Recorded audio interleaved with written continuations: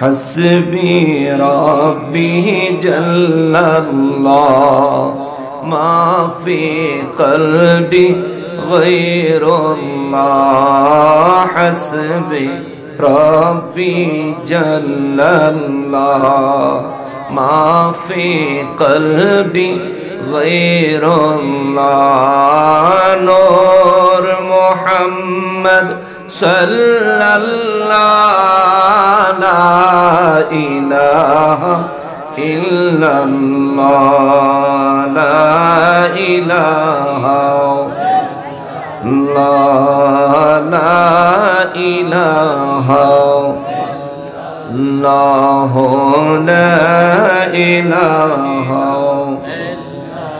لا إله إلا الله محمد رسول الله صلى الله عليه وسلم গুনাহগারের গুনাহ ঝরে নবী দুরুদে আপনার গুনাহগারের গুনাহ ঝরে নবী দুরুদে আপনার রোজ হাসরে পার করিবেন রোজ হাসরে পার করিবেন উম্মত গুনাহগার নবীজি আল্লাহ আল্লাহ লা ইলাহা হো আল্লাহ আল্লাহ লা ইলাহা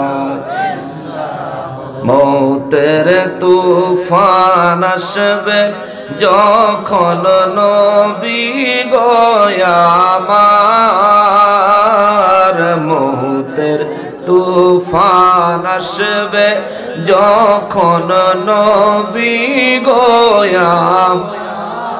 দয়া করে দেখাইয়েন দয়া করে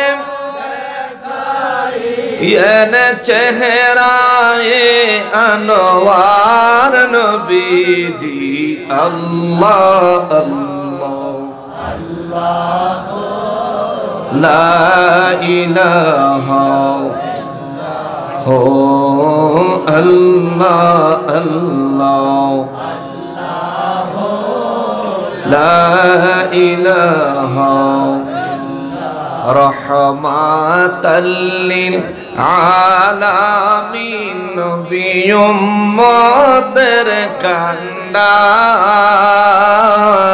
রহমাতাল লিল আলামিন নবী উম্মতের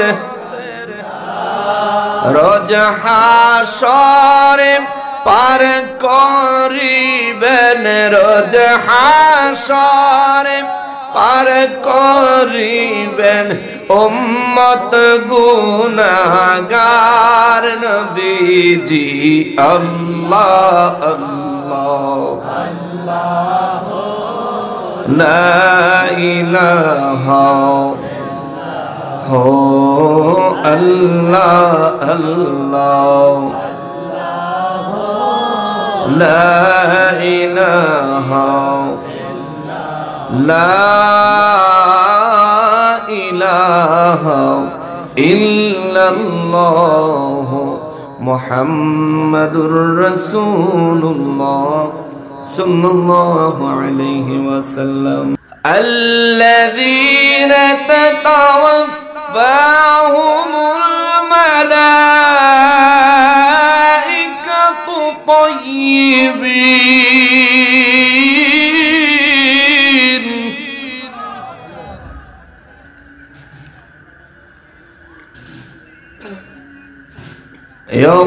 يقولون سلام عليكم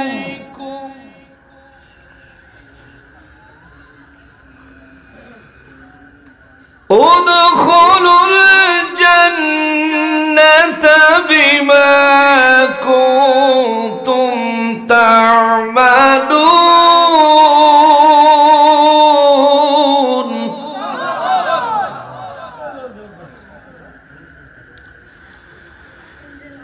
هل ينظرون إلا أن تأتيهم الملائكة أو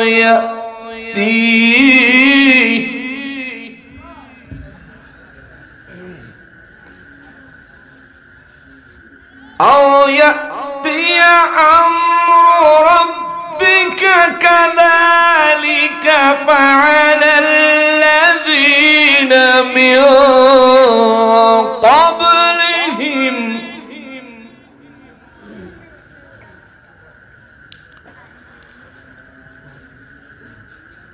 وما ظلمهم الله ولكن كانوا أنفسهم يظلمون.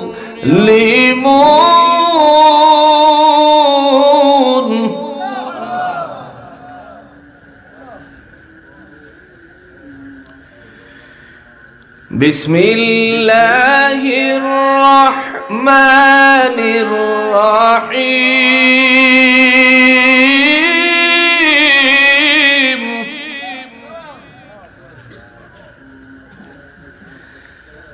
من عمل صالحا من ذكر أو أنثى وهو مؤمن فلنحيينه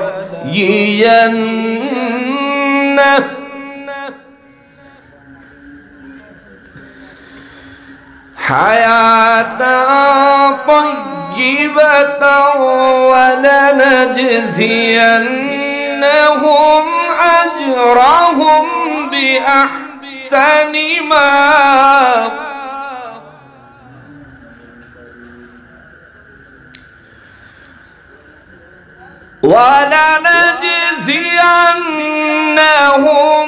أجرهم بأحسن ما كانوا يعملون.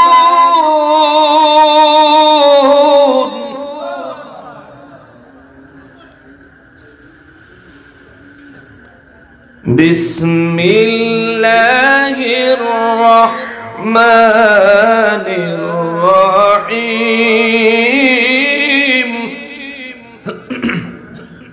হরনটা একটু কমায় দাও এই পাশে।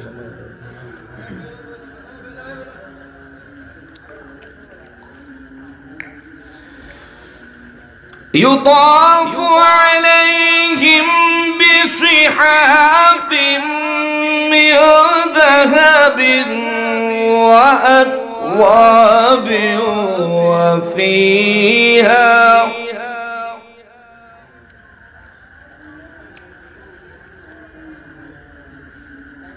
وفيها ما تشتهيه الأنفس وتلذ الأعين وأنتم فيه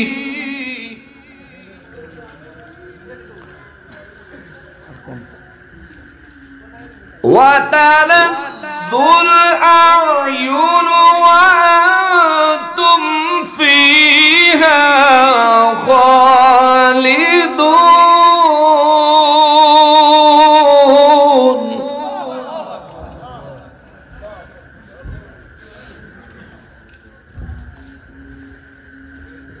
إن الذين قالوا ربنا الله ثم استقاموا تتنزل عليهم الملائكة ألا تخافوا ولا تحزنوا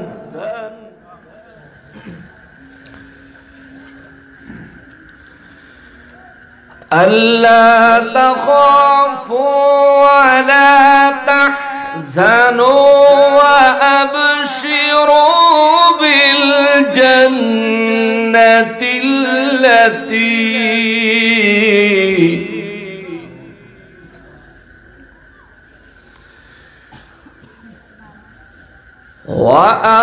وأبشروا بالجنة التي كنتم توعدون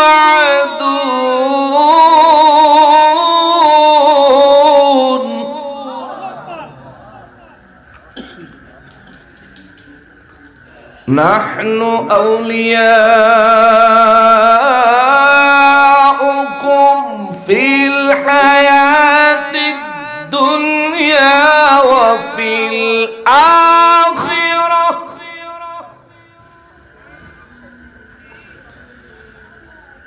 ولكم فيها ما تشتهي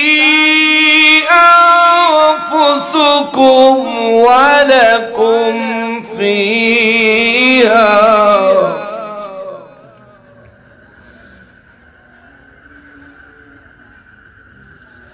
ولكم فيها ما تدعون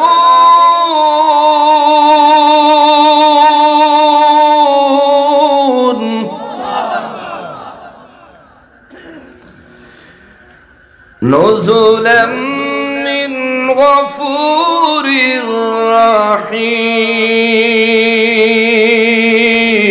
رحيم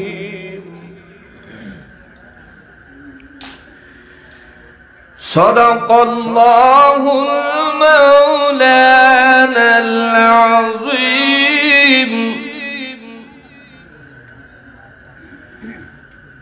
وصدق رسوله النبي الحبيب الكريم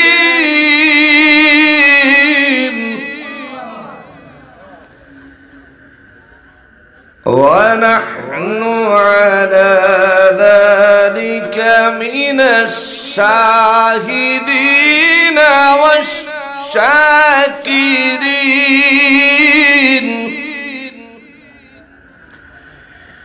والحمد لله رب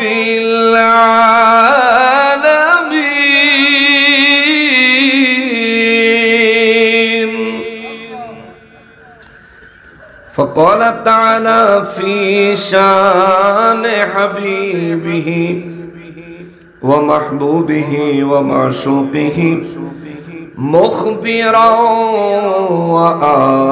وآمرا إن الله وملائكته يصلون على النبي يا أيها الذين آمنوا صلوا عليه وسلموا تسليما اللهم صل على سيدنا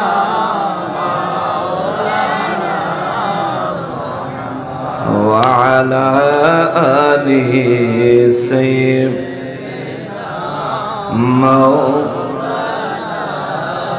محبت بولن اللهم صل على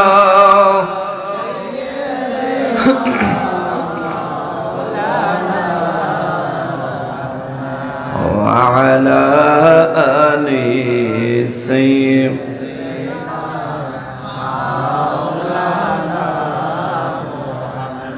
আমরা সবাই গুনাহগার গো নবীজি আপনায় দেখি নাই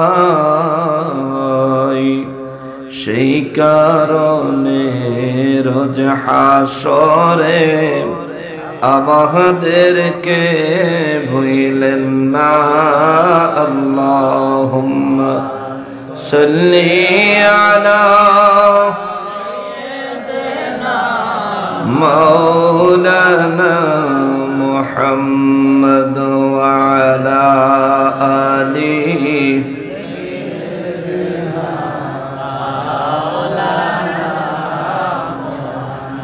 যারা গেল ওই মদিনায় তারা বড়ই ভাগ্যবান,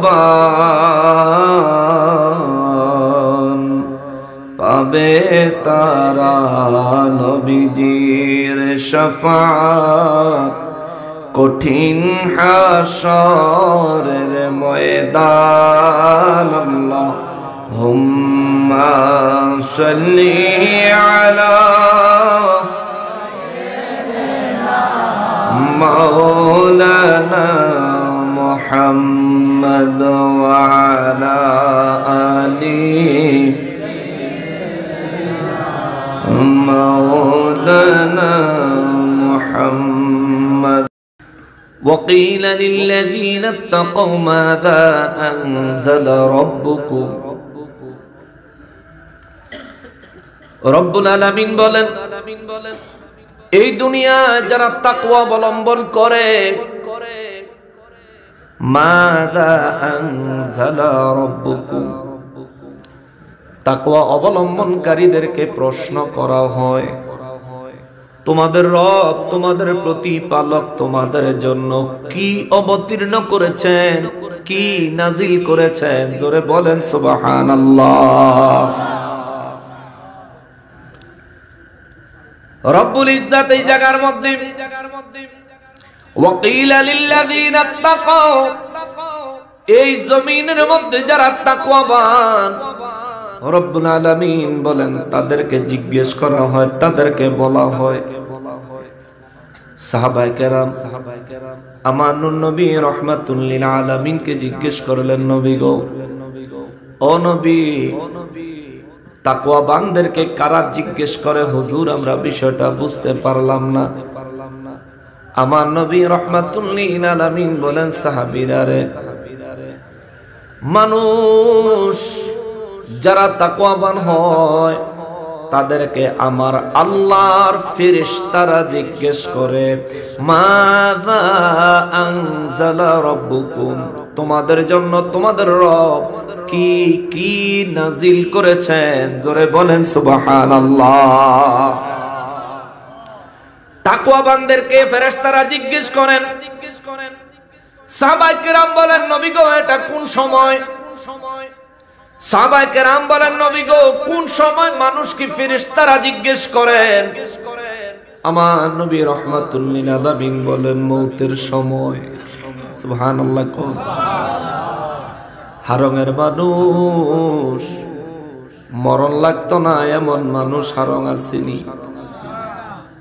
আপনাকে আওয়াজে দুর্বল মনে হয়, 2-4 জন আছে। মরণ লাগতো না এমন মানুষ চান্দিনায় আসেনি। সারা কুমিল্লায়, সারা বাংলাদেশে, সারা পৃথিবীতে নাস্তিকরাও মরব। ওরা তো আল্লাহ মানে না, ওরা তো রব মানে না, তবু কি তারা মরবে? হিসাব হইব, আযাব হইব। নাস্তিকেরা হিসাব মানে না, আযাব মানে না, আরাম মানে না, কিন্তু মরণটা মানে। কেননা না মাইন্না কোনো উপায় জানে, মানলেও মরণ লাগবো, না মানলেও মরণ লাগবো। নাস্তিকের হিসাব তো বাদ, ওইটা তো ডাইরেক্ট জাহান্নামী। কাফেরের হিসাব বাদ, ওইটাও ডাইরেক্ট জাহান্নামী। মুনাফিকের হিসাব বাদ, ওইটাও ডাইরেক্ট জাহান্নামী। এই আয়াতে কারিমায় আমার আল্লাহ চেহারা দেখা মানুষের কথা বলেন নাই, অন্তরের কথা আল্লাহ বলেন। ওয়াকিলা লিল্লাযিনা তাকাও, আওয়াজ করে বলেন আল্লাহু আকবার। রব্বুল আলামিন বলেন, যারা তাকওয়াবান, যাদের অন্তরের মধ্যে তাকওয়া আছে, তাদেরকে জিজ্ঞেস করলে ফেরেশতারা, মাযা আনজালা রাব্বুকুম, তোমাদের রব, তোমাদের প্রতিপালক তোমাদের জন্য কি নাজিল করেছেন? বুঝার বিষয় হলো তাকওয়াবান কারা। ইমাম জালালউদ্দিন সুয়ুতী রাহমাতুল্লাহি আলাইহি তাফসীরে জালালাইন শরীফের মধ্যে লেখেন, তাকওয়াবান মানুষ হলেন তিন প্রকার। এক নাম্বার তাকওয়াবান হলেন শ্রেষ্ঠ তাকওয়াবান, স্পেশালেরও স্পেশাল তাকওয়াবান। দ্বিতীয় নম্বরের তাকওয়া হলো স্পেশাল তাকওয়াবান। তৃতীয় নম্বরের তাকওয়া সম্পন্ন মানুষ হলেন সাধারণ তাকওয়াবান। স্পেশালেরও স্পেশাল তাকওয়া কারে কয়? যে ব্যক্তি ঈমান এনেছে, কখনোই শিরক করে না, সর্বদা ঈমান এবং আমলের উপর ইস্তেকামত থাকে, যিনি সব সময় রব্বুল ইজ্জতের স্মরণে মশগুল থাকে, যিনি জীবনে কোনোদিন এক কদম আল্লাহর ইচ্ছার বিরুদ্ধে দেয় না, রব্বুল ইজ্জতের সন্তুষ্টির বিরুদ্ধে যিনি জীবনে এক কদম দেয় না, রবের কথা মতোই যিনি জীবন যাপন করেন, জীবনের পরবর্তী পদক্ষেপ দেওয়ার জন্য রবের হুকুমের যিনি অপেক্ষা করেন, ইনাদের তাকওয়া হলো স্পেশালেরও স্পেশাল তাকওয়া। ইমাম জালালউদ্দিন সুয়ুতী রাহমাতুল্লাহি আলাইহি বলেন, আল্লাহর এই জমিনের মধ্যে এই ধরনের তাকওয়াবান কেবলমাত্র নবী এবং রাসূলেরা। জোরে বলেন সুবহানাল্লাহ। কেননা নবী রাসূলরা এক কদম দেওয়ার পর দ্বিতীয় কদম দিতে অপেক্ষা করে রব্বুল ইজ্জতের ওহী নাজিল হওয়ার জন্য, ঠিক কিনা বলেন? এই জন্য ইমাম জালালউদ্দিন সুয়ুতী রাহমাতুল্লাহি আলাইহি লেখেন, রব্বুল ইজ্জতের হাবিব রাহমাতুল লিল আলামিন সহ সমস্ত নবী রাসূলদের তাকওয়া হলো স্পেশালেরও স্পেশাল তাকওয়া। দ্বিতীয় নম্বরের তাকওয়া কেমন? দ্বিতীয় নম্বরের তাকওয়াটা হলো স্পেশাল তাকওয়া। যদি বুঝেন অনেক কিছু শিখতে পারবেন, যদি না বুঝেন, যদি না খেয়াল করেন, যদি কান সুখ করে বাড়িতে চলে যেতে চান, যাইতে পারবেন বাবা, সময় কাটাইলেন, সওয়াব পাইলেন, কিন্তু পরবর্তী জিন্দেগির জন্য উপকার হইল না। এই জীবনের পরবর্তী সময়গুলো দিনের উপর পরিচালনা করার জন্য আল্লাহর বিধানগুলো মনোযোগ দিয়ে শুনতে হবে, তার উপর আমল করার নিয়ত রাখতে হবে। তাইলে আজকের মাহফিলে আসা আপনার জন্য পরিপূর্ণ সার্থক। আর যদি বেলে আসলেন, ওয়াজ শুনলেন, মাহফিল থেকে বের হয়ে যাওয়ার সময় গেটের ভিতরে ওয়াজ রাখে আপনি বাইরে গেলেন, মাহফিলে আসলেন 50% লাভবান হলেন, বাকি 50% ক্ষতিগ্রস্ত হলেন। আল্লাহ আমাদেরকে শতভাগ লাভবান হওয়ার তৌফিক দান করেন, কুরআনুল কারীমের পরিপূর্ণ বরকত দান করেন, নূর নবীর খাতিরে আমাদের জিন্দেগীর গুনাহগুলি মাফ করেন। জোরে বলেন আমিন। ইমাম জালালউদ্দিন সুয়ুতী রাহমাতুল্লাহি আলাইহি বলেন, তাকওয়া হলো তিন প্রকার। প্রথম তাকওয়া স্পেশালের স্পেশাল তাকওয়া, এই তাকওয়াবান হলেন নবী রাসূলেরা।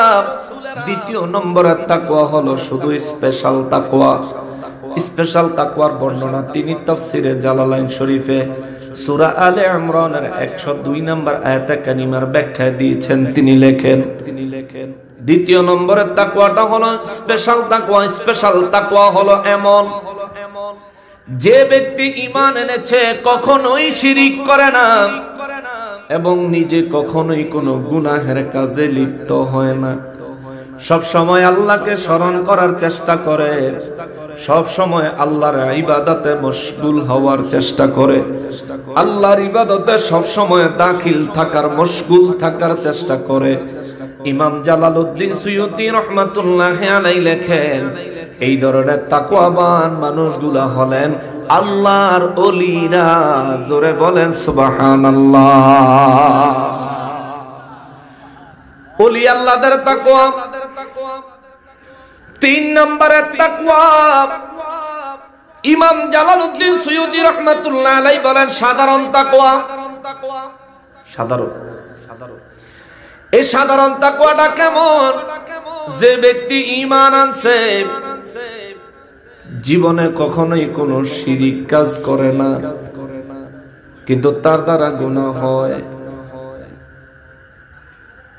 আমাদের ঈমান আছে না নাই? সবাই বলতে হবে আছে না নাই?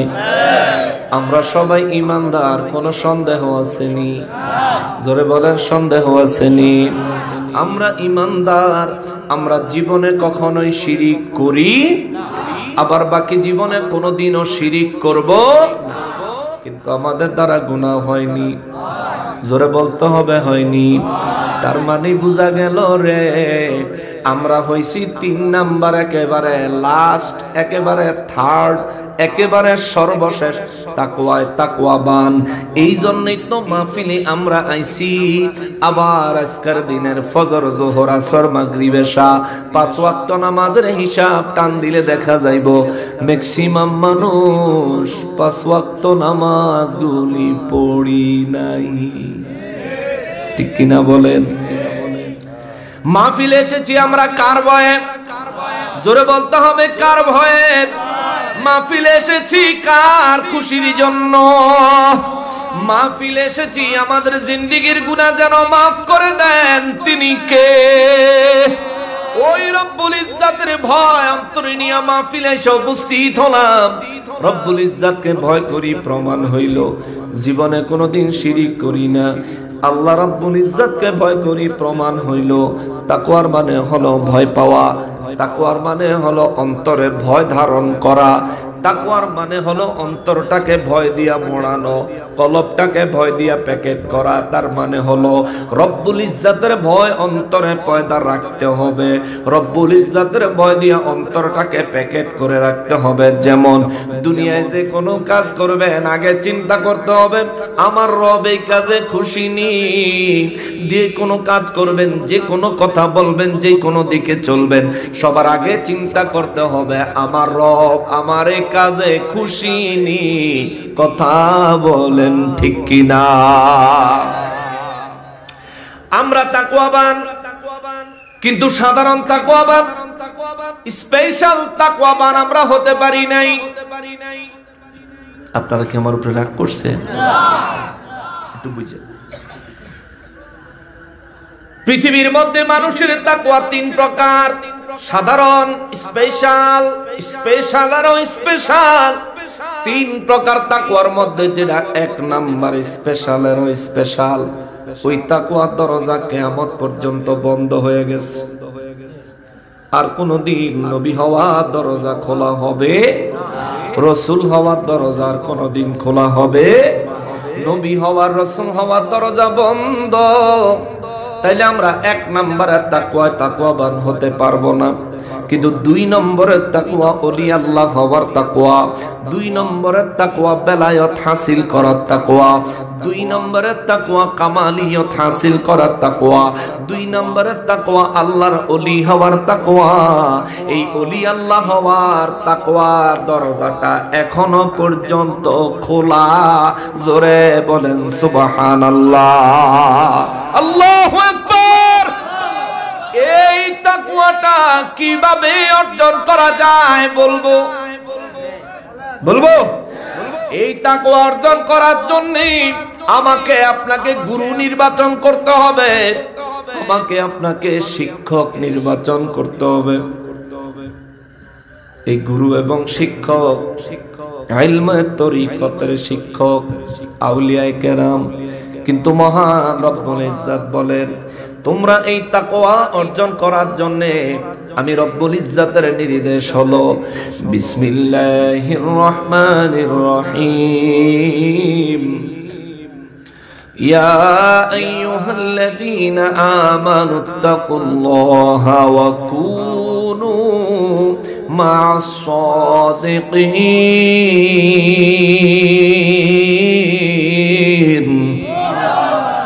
রব্বুল আলামিন বলেন ইয়া আইয়ুহাল্লাযীনা আমানুত্তাকুল্লাহ, হে দুনিয়ার ঈমানদারেরা রে, ও সম্মানিত ঈমানদার। আল্লাহু আকবার।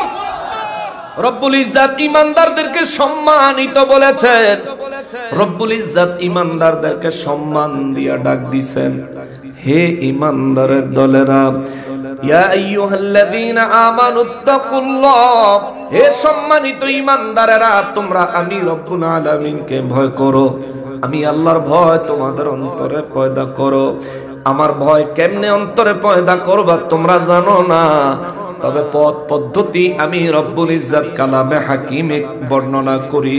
আমি আল্লাহ তোমাদেরকে জানায়া দেই, এই তাকওয়া যদি তোমরা শিখতে চাও, অর্জন করতে চাও, ওয়াকুনু মা'আস সাদিকিন, এই দুনিয়ায় যারা সত্যবাদী, এই দুনিয়ায় যারা ওলি আল্লাহ, এই দুনিয়ায় যারা পীর মাশায়েখ, এই দুনিয়ার মধ্যে যারা দুনিয়ায় থেকে আমি রবের সঙ্গে প্রেমের সম্পর্ক স্থাপন করতে সফল হয়েছে, সক্ষম হয়েছে, রব্বুল ইজ্জাত বলেন তারা জানে কেমনে আমি আল্লাহকে ভয় করতে হবে, কিভাবে আমি আল্লাহকে ভয় করে আমাকে রাজি এবং খুশি করতে হয়, এই বিষয়টা প্র্যাকটিক্যালি জানে দুনিয়ায় আমার ওলিরা, আমার ওলিরা, আমার বন্ধুরা। অতএব ওয়াকুনু মা'আস সাদিকিন, আমি আল্লাহর নির্দেশ হলো তোমরা আমার ওই বন্ধু, আমার ওলি আল্লাহদের সুহবত হাসিল করো। চিৎকার দিয়া বলেন সুবহানাল্লাহ, আল্লাহু আকবার। ওলি আল্লাহর কাছে তাকওয়া শিখতে যাওয়ার নির্দেশ দিয়েছেন কে? তার মানে বোঝা গেল তাকওয়া লেখাপড়া কইরা বোঝা যাইতো না, তাকওয়া লেখাপড়া কইরা অর্জন করা যাইতো না। তাকওয়া থিওরিক্যাল বিষয় নয়, তাকওয়া হলো প্র্যাকটিক্যাল বিষয়, ঠিক কিনা বলেন? তাকওয়া চিন্তার বিষয় না, তাকওয়া হচ্ছে একেবারে বাস্তব বিষয়। এই বাস্তব ভাবে তাকওয়া যদি অর্জন করতে হয়, আল্লাহর ওলির সোহবত ছাড়া আর কোন পথ পদ্ধতি নাই। দুনিয়ার মানুষ হয়তো প্রশ্ন করবে, তাকওয়া অর্জন করবো আল্লাহর ওলি আল্লাহর কাছে যাওয়া লাগবে কেন? ও ভাই, তুমি এই প্রশ্ন করার অধিকার রাখো না। এই প্রশ্নটাই করার অধিকার তুমি রাখো না। হয়তোবা বলবেন হুজুর কেন? কারণ হলো স্বয়ং রব্বুল আলামিন কোরআনুল কারীমে নির্দেশ দিয়েছেন ওয়াকুনু মা'আস সাদিকিন, আমি আল্লাহর ওলির সোহবত তোমরা হাসিল করো, আমি আল্লাহর ওলি সত্যবাদীদের সোহবত তোমরা হাসিল করো। আল্লাহ নির্দেশ দিছে, এই নির্দেশের বিরুদ্ধে প্রশ্ন তোলা কুফরি, এই নির্দেশের বিরুদ্ধে প্রশ্ন তোলা কুফরি। যেমন আমাদেরকে নামাজের নির্দেশ দিছেন কে? আমরা যদি বলি নামাজ পড়তে হবে কেন, এই ধরনের প্রশ্ন করা ইমানদারি না কুফরি? জোরে কোন?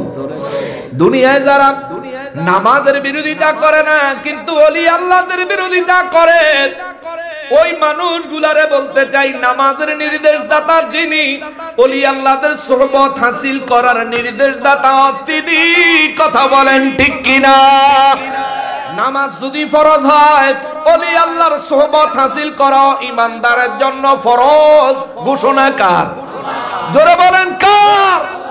কিন্তু আফসোস, একটা জামানা ছিল এই চান্দিনার জমিনে যদি কোনো আলেমের কদম পড়তো, ওলি তো অনেক দূরের কথা, এই চান্দিনার জমিনে যদি কোনো একজন আলেমের কদম পড়তো, এই পুরা চান্দিনাবাসী যারাই খবর পাইতো তাদের কাছে ঈদের দিনের মতো লাগতো, ঠিক না বাবা?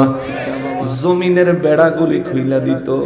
যদি দয়া কইরা আলেম ওলামা আমার জমিনের উপর দিয়ে একটু পাও ফালায়া যায়, আমার জমিনে যদি একটু কদমের বরকত দিয়া যায়, আহারে মানুষ বাড়ির দরজার সামনে শরবত বানায়া, বিভিন্ন নাস্তা বানায়া রেডি হইয়া থাকতো। হুজুর যাওয়ার সময়, রাস্তা দিয়া যাওয়ার সময়, আগে তো আর গাড়ি ছিল না, এখন তো ফুরুত কইরাইয়া পড়ি, আগে তো আর ফুরুত কইরাইতো না। আলেম ওলামা হয়তো বা যে কোনো ভাবে পালকিতে চড়ে কেউ কেউ আসতেন, পীর মাশায়েখেরা, আলেম ওলামারা ঘোড়া দিয়া চলতো, নাকি ঘোড়া দিয়া চলতো, অনেকে হাইটা চলতো, পায়ে হাইটা আসতো। ওই আলেমদেরকে দেখে এলাকার মানুষ ভিতরে একটা আনন্দ ফিল করত, ওই আলেমদেরকে মহব্বত করত। কেউ চাইতো হুজুরের এক খিলি পান খাওয়াই, কেউ চাইতো হুজুরের এক বেলা খানা খাওয়াই, কেউ চাইতো হুজুরের কিছু হাদিয়া দিয়া দেই। ঘরের মধ্যে কিচ্ছু নাই, ঘরে শুকনা মরিচ আছে, 1 কেজি মরিচ আছে, বিবি কয় আধা কেজি হুজুরের দিয়া দেই। এরকম ছিল কিনা? ওই দিনে আমার দেশের অবস্থাটা ভালো ছিল না, মন্দ? জোরে বলেন। ওই দিনে মানুষের জমিনে ফসল হইতো রহমতপূর্ণ, ঠিক কিনা?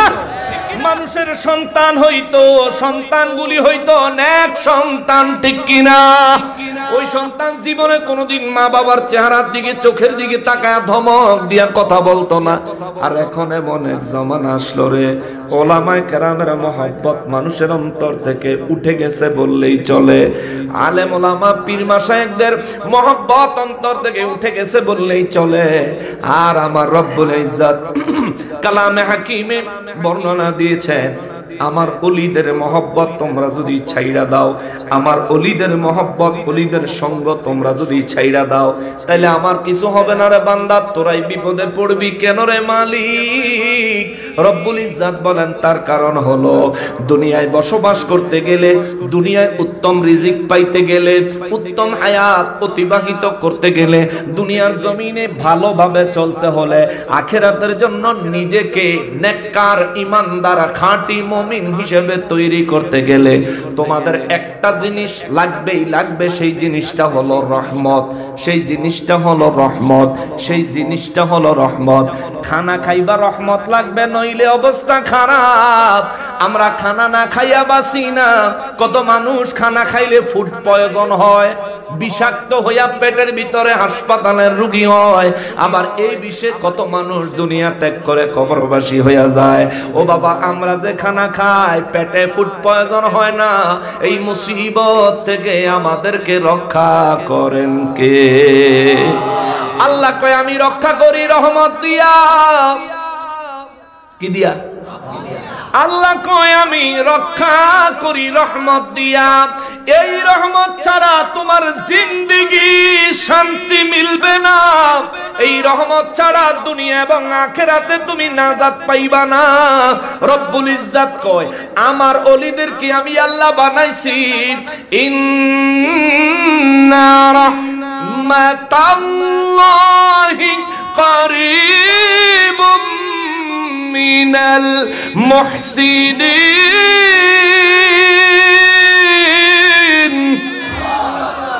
আল্লাহ বলেন নিশ্চয় নিশ্চয় আমার মুহসিন বান্দা যারা, আমার ওলি যারা, আমি আমার ওলিদেরকে আমি আল্লাহর রহমতের ডিলার বানাইছি। সুবহানাল্লাহ। অর্থাৎ আল্লাহর রহমত ওলিদের কাছে আসে, আল্লাহর রহমত ওলিদের কাছে আসে। দেখেন ফুরফুরা শরীফের পীর সাহেব হুজুররা আসতো, রেজবি সাহেব হুজুর আসতেন, পীর মাশায়েখরা বিভিন্ন জায়গা থেকে এলাকায় আসতেন। ওলি আল্লাহদের আগমনে আল্লাহর রহমত নাজিল হইতো।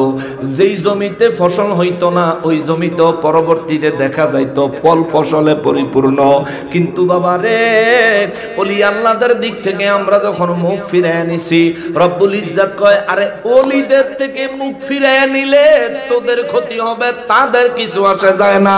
কেননা আমার রহমত আমি আল্লাহ ওলিদের কাছে দিছি। ওলিদের কাছে তোর যদি রহমত লাগে, যেমনি ভাবে ঘরের চাল ফুরাইয়া গেলে মুদি দোকানে যাও চাল আনতে, ঘরের ডাল ফুরাইয়া গেলে মুদি দোকানে যাও ডাল আনতে, তেল ফুরাইয়া গেলে তেলের দোকানে যাও তেল আনতে। রব্বুল ইজ্জত কয় বান্দারে, যখনই তোমার মনে হবে তোমার উপর থেকে আমি আল্লাহর রহমত উঠে গেছে, যখনই বিপদ আপদ বালা মুসিবতের মধ্যে তোমার জীবন অতিবাহিত হবে, যখনই তোমার অন্তর আখিরাতের কথা ভুলে বসবে, যখনই তোমার অন্তরে আমি রবের কথা বললে ফিলিংস আসবে না, যখনই তোমার অন্তর নূর নবী রাহমাতুল লিল আলামিনের মহব্বতে চোখের পানি ছাড়তে চাইবে না, রব্বুল ইজ্জত বলেন বান্দা দেরি করিস না, আমার কোন ওলির দরবারে যা, আমার কোন ওলির দরবারে যা, আমার কোন ওলির দরবারে যা। ও বাবা বাবারে, হয়তো বা বলতে পারেন হুজুর ওলির দরবারে গেলে কি হবে? আল্লাহ বলেন আমার রহমত আমার ওলিদের কাছে। বলবেন হুজুর ওলির কাছে রহমত আছে, আমি গেলে লাভ হইব কি? এটা বাস্তব প্রমাণ দেখাই। এটার নাম কি? এটার নাম কি? মাশাআল্লাহ, আমার হাতে লাগাইলাম।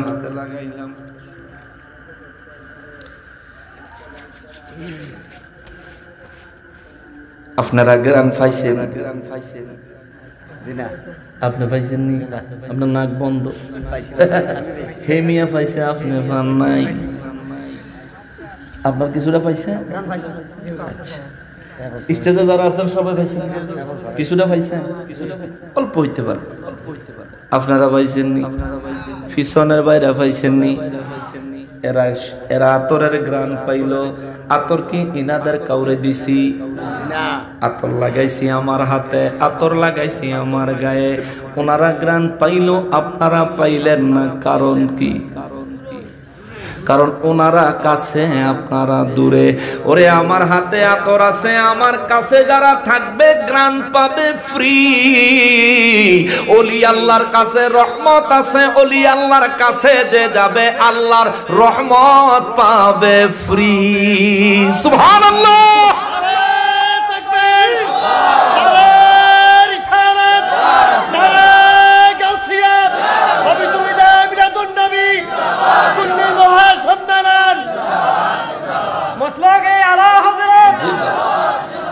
এবার আতরের গ্রান আপনার যদি দরকার হয় তাহলে আপনার কি করতে হবে?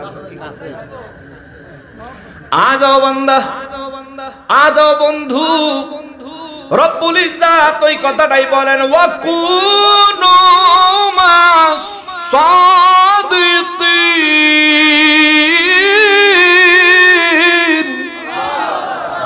আল্লাহ কয় আমার সৎ লোকদের সঙ্গ লাভ করো, সোহবত হাসিল করো, সোহবত হাসিল করো, সোহবত হাসিল করো।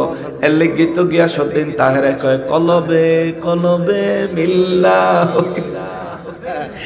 আমি আবার কই না, এই মেয়ে যে বালা কয় কলবে কলবে মিল হইতে হবে, ওলি আল্লাহর কাছে যাইতে হবে। আরে গাউসে পাকের বাড়িতে চুরি করতে যায় চোর, কি সৌভাগ্যের মালিক হইল রে।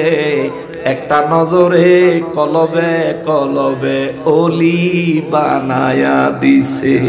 সুবহানাল্লাহ। এটা অলিদের পক্ষে সম্ভব। আপনি 12 বছর কাইন্দেও পাইতেন না, আর অলিরা এক নজরে কাম লাগায়া দিব। মারহাবা বলেন। এটা বুঝলে অনেক কিছু, না বুঝলে কিছুই না।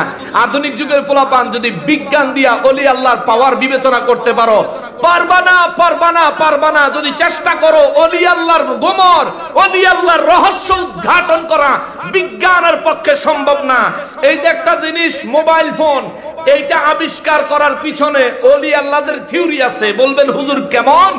এই মোবাইল যারা আবিষ্কার করেছে তারা চিন্তা করলো যারা ওলি হয়, একজন ওলি চান্দিনায় থাকে, আরেকজন ওলি মিশরে থাকে। চান্দিনার ওলি মিশরের ওলির সাথে কানেকশন করে ফলায়, মুরাকাবার ভিতরে বইয়া মাঝখানে কাম করে কি? সুবহানাল্লাহ। আমরা এক দেশের আরেক দেশে হাইতে যাইতে কত সময় লাগে, গাড়িতে গেলে কত সময় লাগে, বিমানে গেলে কত সময় লাগে। কিন্তু ওলি আল্লাহরা মুহূর্তের খবর মুহূর্তে ট্রান্সফার করে কেমনে? গবেষণা করতে করতে করতে করতে মোবাইল ফোন বানানোর গবেষণা করলো যে এমন একটা ডিভাইস বানাবো, এই মাল যার হাতে থাকবো, হাই এটা কানে দিয়ে কইবো হ্যালো, আমেরিকাতে কইবো শোনা গেল। বুঝছেন না? বাংলাদেশের চান্দিনার থেকে আপনি কইবেন হ্যালো, আবার আমেরিকায় যে আছে হের কাছে যদি এরকম একটা পায়, হ্যাঁ কইব শোনা গেল। বলো বলো বলো কি বলতে চাও? হেনতে বলো কইলে আপনার এন শোনা গেল। বুঝছেন?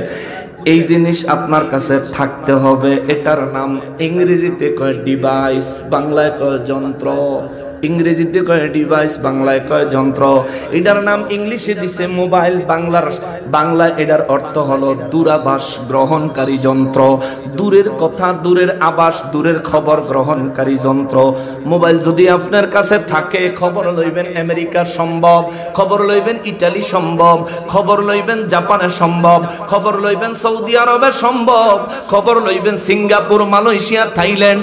ও মুসলমান, মালয়েশিয়া, সিঙ্গাপুর, থাইল্যান্ড, ব্রুনাই, মালদ্বীপ, যে কোনো দেশে ইচ্ছা করেন খবর নিতে চাইবেন, আপনার পক্ষে সম্ভব। আপনার কাছে এই জিনিস নাই। যদি আপনারে কয় আপনি হারং এর তানে চান্দিনা বাজারের খবরটা কোন, আপনি হারং বাজার যাইয়া খবর লইতে অন্তত 1 ঘন্টা সময়ের প্রয়োজন। কবেন হুজুর এত সময় তো লাগে না, কাছে আছে। ও মিয়া আপনার এটা রেডি দিব, রেডিও আনতে আটতে আটতে যাই দিব রোডের মাথার, এরপরে খাই থাকতে অটোর লেগে বা সিএনজির লেগে। ফাইলে গেলেন, যেখানে যাওয়ার কথা ওইখানে গেলেন, যেই লোকের পাওয়ার কথা কুজ্জা বাইর করলেন। বাইর করার পরে তার মনের কথাটা কইলেন, তার কাছ থেকে উত্তর নিলেন, আবার হেন থেকে চান্দিনা আইবেন, তারপরে খবর পৌঁছাইবেন। আপনার কাছে এই জিনিস নাই, আপনার জীবনের হায়াত খরচ হইতেছে সামান্য এক খবরের জন্য। এই জিনিস আছে তো হ্যালো চান্দিনাতে কয় শোনা গেল। আরে মুসলমান ব্যক্তি কই আছে না আছে আপনার খুঁজুন লাগতো না, এটাই খুঁজা দিব। হে বেটা যদি বাথরুম থাকে তবুও হে বেটার মোবাইলে যায় বকাত করে কল ঢুকা যাইব, ক্রিং ক্রিং শব্দ শোনা যাইব। বেটা আদা দি গোসল ধুইয়া অনেকাইয়া ফোন ধরে, ঠিক না? আর নাইলে গোসল সাইরা আইলেও চিন্তা করব আমারে কেউ না কেউ খুঁজছে। ও বাবা, এই জিনিস যার কাছে আছে সে যেখানে ইচ্ছা খবর নিতে পারে, যদি ভিতরে মাল থাকে। টাকা লাগবো, টাকা না থাকলে মাল না থাকলে কাম হইতো? মোবাইল আছে সিম নাই কাম হইব নি? আমরা যদি নিজেদেরকে মোবাইলের সঙ্গে উপমা দেই, হিন্দু খ্রিস্টান ইহুদি কাফের বেঈমানেরা হইল মোবাইল সিম নাই, আর আমরা ইমানদার আমাদের সিম আছে। সুবহানাল্লাহ, মোবাইল আছে সিম আছে, চাইলেই কি ফোন করে কোন কথা কন যাইব? কথা কয় না। এক বেড়ায় মুরব্বী মানুষ রাস্তায় দোকানের থেকে একটা সিম কিনছে, নতুন মোবাইল একটা সিম কিনছে। সিম কিনা বাদ গেছে, 15 দিন ধরে মোবাইল দিয়ে একটা নম্বরে কল করার চেষ্টা করে, কল করতে পারে না। 15 দিন পরে সিমের দোকান হয়, সিমের দোকানদারে কয় ধর তো সিমেটা খুলে রাখা দে। কিলে কত সিমেটাও বালা না, কিলে কায়ার হুতের দ্বারা ফোন করি বেড়ি একটা কি জানি কয়, আমি আমার ভূতের দ্বারা ফোন করি বেড়ি একটা কি জানি কয়। সিমের দোকানদার কয় বেড়ি আবার করতে আইব বেড়া আপনার, আচ্ছা দেন নম্বর দেন। ফোন করছে পরে মহিলা কয় আপনার ডায়ালকৃত নাম্বারটিতে এই মুহূর্তে সংযোগ দেওয়া সম্ভব হচ্ছে না, কারণ আপনার মোবাইলে পর্যাপ্ত পরিমাণ ব্যালেন্স নাই। চাচা আপনার এর ভিতরে টাকা বড় লাগবো। বেড়া মোবাইল কিনছে সিম কিনছে আবার টাকা কি টিয়া না বললে ফোন করন যাইতো না। আমরা মুসলমান, আমাদের ঈমান আছে সিম কার্ড, নেটওয়ার্কের টাওয়ার হলো মদিনা মুনাওয়ারা। জোরে বলেন ঠিক কিনা?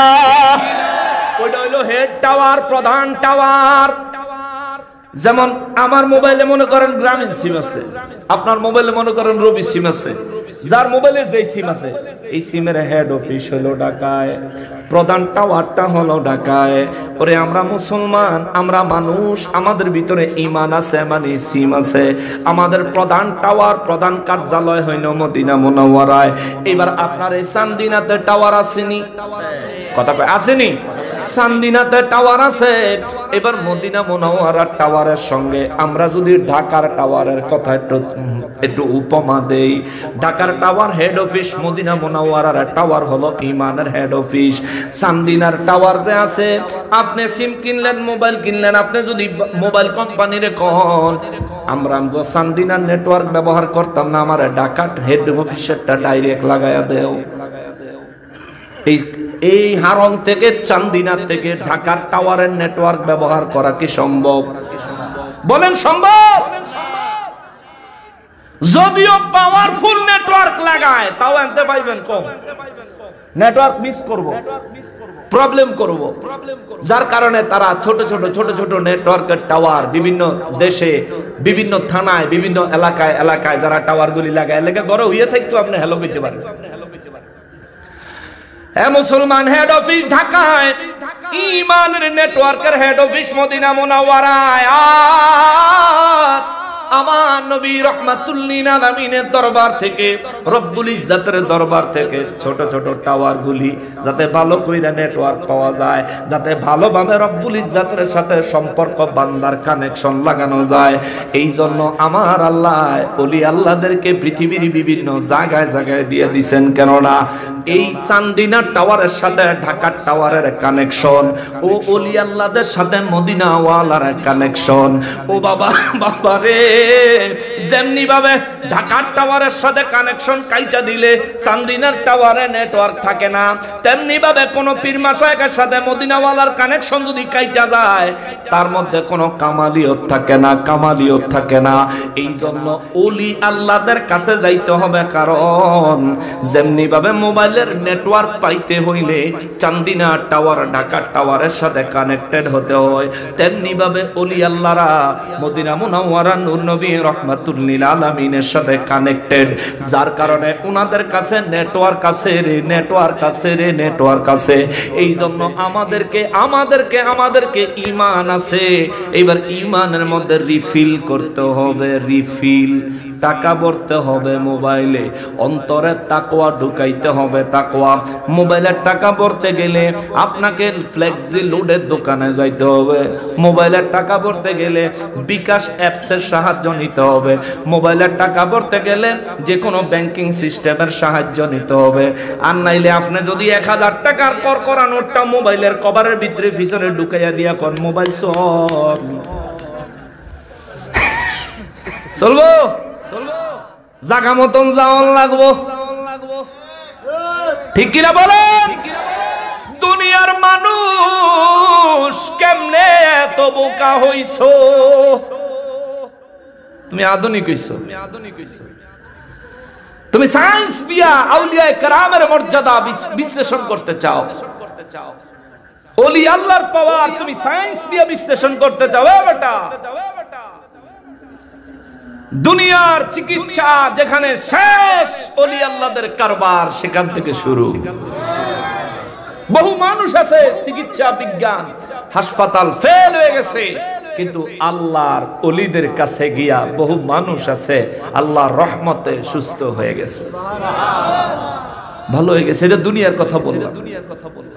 মুসলমানের আরে, আমার পেয়ারা নবীর উম্মতের আরে, মোবাইল আছে, মোবাইলের টাকা আছে, কিন্তু ডাটা নাই, ইন্টারনেট চলবনি, কত সিস্টেম আছে। মোবাইল আইলে আমরা বাঙালি বুঝি, ওলি আল্লাহদের ক্ষেত্রে আইলে বুঝি না। হ্যাঁ, ওলি আল্লাহর দরবারও এইটা লইয়া যাই তুইব কে, হেইটা লইয়া যাই তুইব কে। এবড়া, এটা তো তোমার ডিপোজিট, এটা লস যাইতো না, এটা যেটা ডিপোজিট করছো এটা জাগা মতন গেলে পাওয়া যাইবা, ঠিক কিনা বলে? দিবা তোমরা, খাইবাও তোমরা, মাঝখান দিয়া সওয়াব পাইবা, নেক আমল করবা ফ্রি। মুসলমানের আরে, এই লাগি আমি হুদা তাকওয়ার ভিতরে আটকে রইছি। দেখেন, তাকওয়া অর্জন করার জন্য দুইটা পদ্ধতি রয়েছে। এক হলো আল্লাহর ওলিদের কাছে যেতে হবে, ওলি আল্লাহদের সোহবত হাসিল করতে হবে। দ্বিতীয় নম্বরে আমার রব্বুল ইজ্জত বলেন, তোমাকে তাকওয়া অর্জন করার জন্য মাহে রমজানুল মুবারকে রোজা রাখতে হবে। সুবহানাল্লাহ বলেন। সামনে রমজান মাস আসতেছে, রোজা রাখবেন নি? রোজা রাখবেন।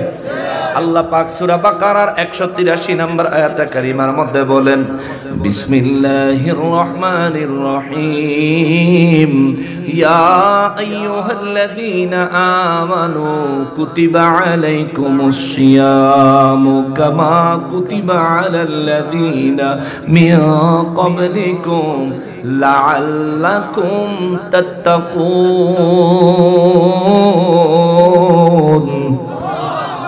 রব্বুল আলামিন বলেন, ইয়া আইয়ুহাল্লাযীনা আমানু, হে ঈমানদারের দলেরা, কুতিবা আলাইকুমুস সিয়াম, আমি রব্বুল আলামিন তোমাদের উপর মাহে রমজানুল মুবারকের রোজাগুলো ফরজ করেছি।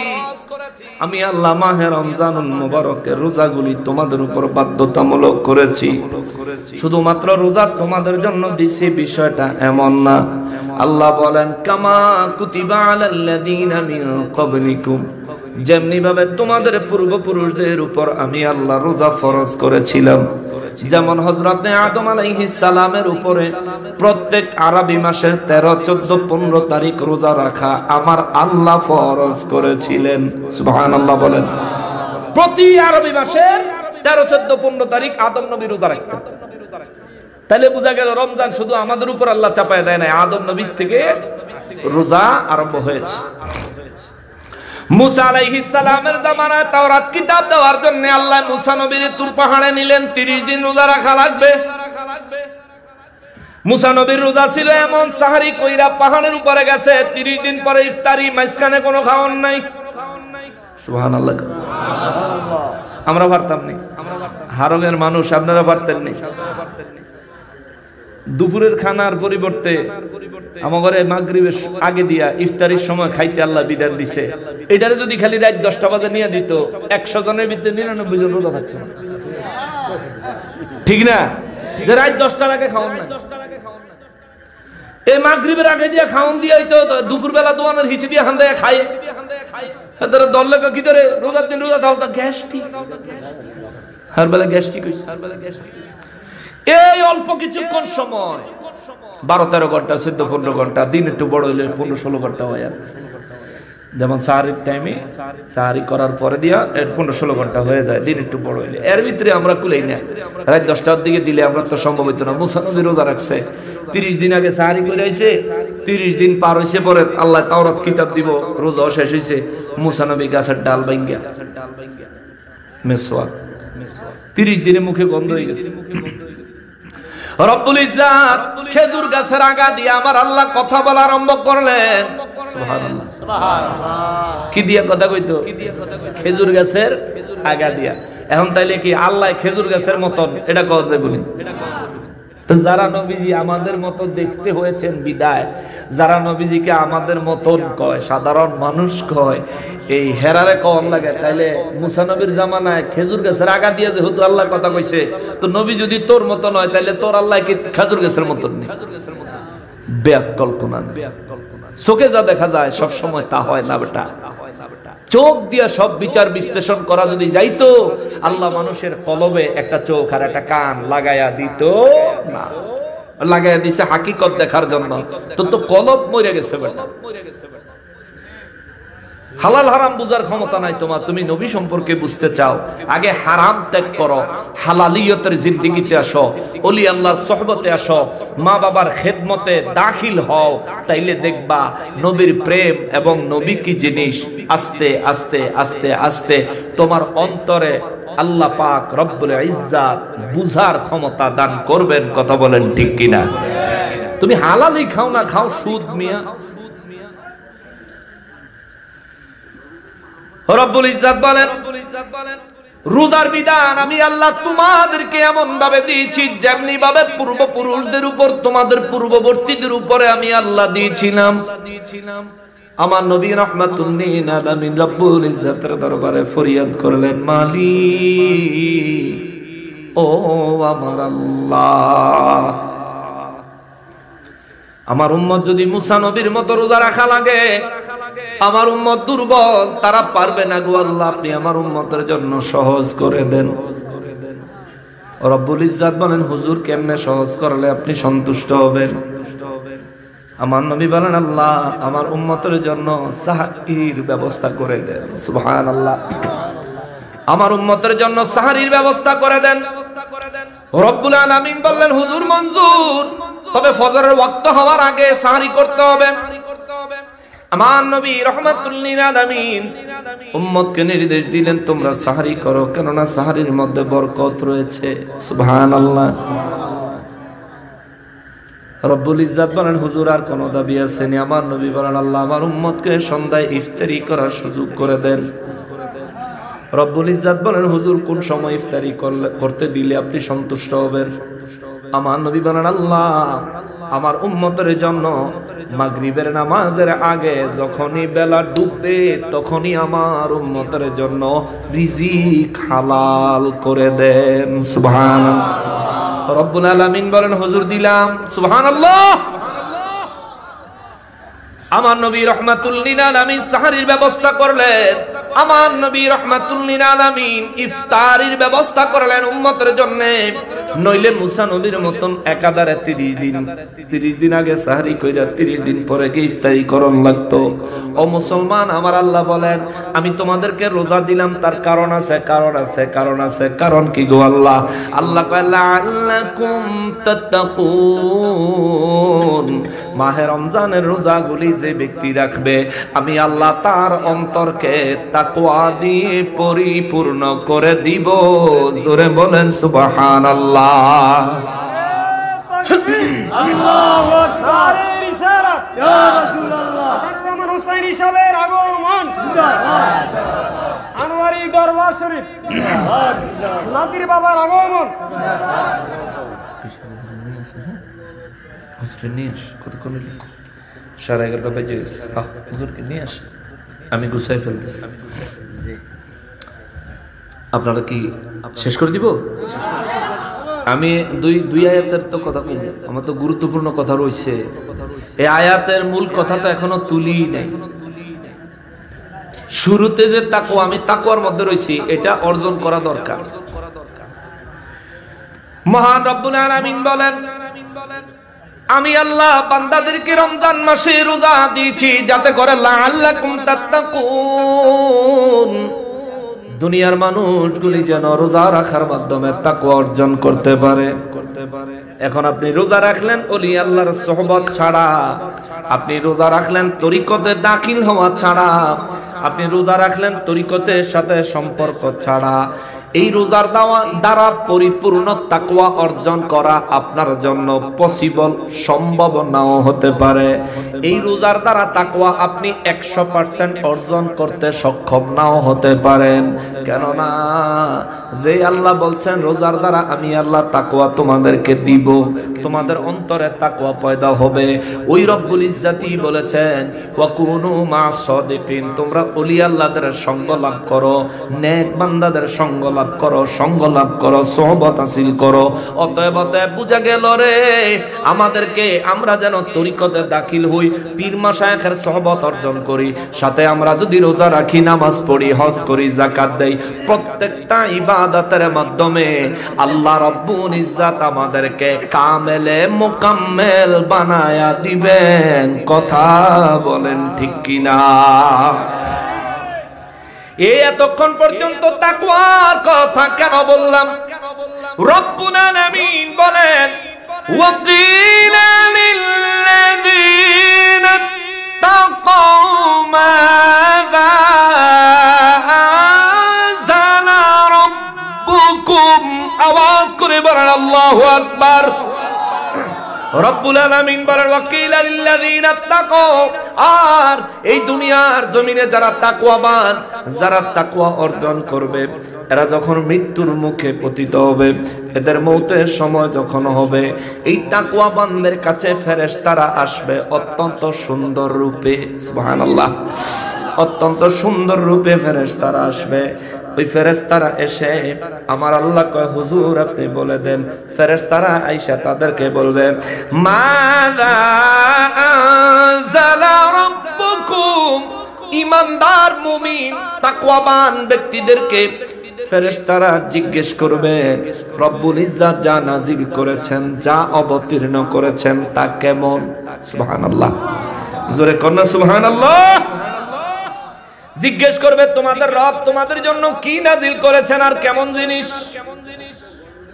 যিনি তাকওয়াবান, যিনি তাকওয়াবান, আল্লাহ রাব্বুল ইজ্জাত তার ভাষায় তিনি জবাব দিয়েছেন। ফেরেশতারা এই কথা বললে তাকওয়াবান ফেরেশতারে বলবে ক্বালু খায়রা, আমার আল্লাহ যা নাজিল করেছেন তা অবশ্যই উত্তম উত্তম উত্তম। জোরে কন্যা সুবহানাল্লাহ, সব কিছু উত্তম।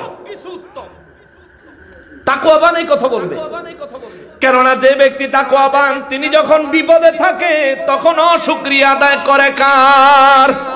তাকওয়াবান ব্যক্তি যখন সুখে থাকে তখনও শুকরিয়া আদায় করে কার?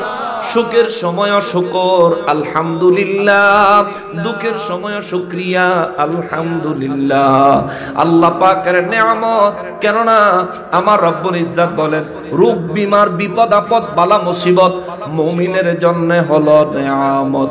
সুবহানাল্লাহ, মুমিনের জন্য নিয়ামত, আর কাফেরের জন্য এটা হলো আযাব এবং গজব। মুনাফিকের জন্য এটা আযাব এবং গজব। মুমিনের জন্য নিয়ামত কেমনে হয়?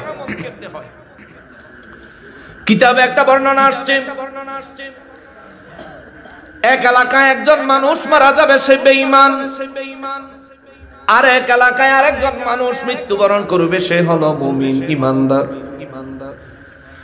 মুমিন ব্যক্তি মারা যাওয়ার সময় তার ইচ্ছা হয়েছে জৈতুনের তেল খাইতো। জৈতুনের তেল আমরা অনেকে মারা যাওয়ার সময়, অনেকে মৃত্যুর সময় দেখবেন বিশেষ কিছু জিনিস সে খাইতে চায়। এমন ঘটনা ঘটে না? ওই ওলি আল্লাহ, ওই মুমিন, ওই আল্লাহওয়ালা ব্যক্তি ইমানদারে মৃত্যুর সময় তার মনে চাইছে জৈতুনের তেল খাইতো। তার ঘরে আলমারির ভিতরে জৈতুনের তেল আছে। কিন্তু যে ব্যক্তি কাফের মারা যাইব,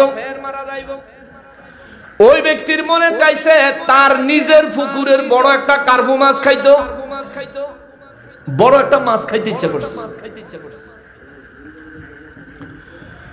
রব্বুল ইজ্জত কুদরতের দরবার থেকে দুই দল ফেরেশতা জমিনে পাঠাইলেন, নির্দেশ দিলেন কাফেরের কাছে যারা যাবি তার পুকুরের মধ্যে মাছ নাই, যেই রকম মাছ খাইতে চায় সমুদ্র থেকে ধইরাই না তার পুকুরে ছাড়বি।